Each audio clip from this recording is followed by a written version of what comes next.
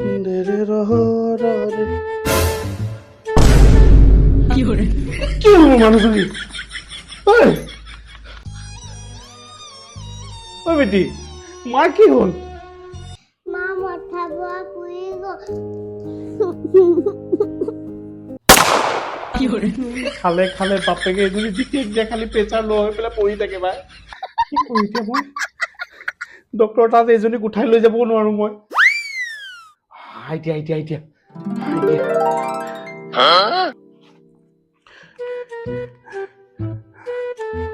এইটোকে সোমোৱাই দিওঁ কিজানি খাৰ পাই যায় কাম হৈ থকা নাই ৰে ভাই 100 টকা দি চাওঁ কি হলো তেৰিকা 500 টকা আছে নে নাই অ ভাই আছে আছে এবাৰে যদি কাম হয় অ বা